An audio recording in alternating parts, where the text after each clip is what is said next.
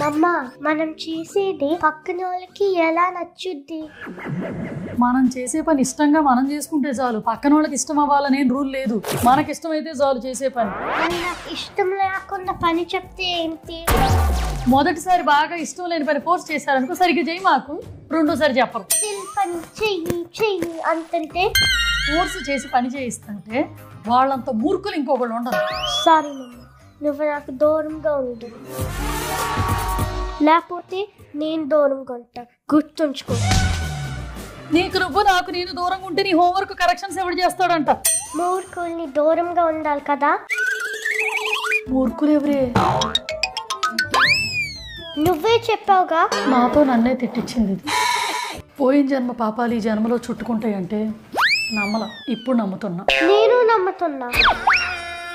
Honey is the best. Honey is the best.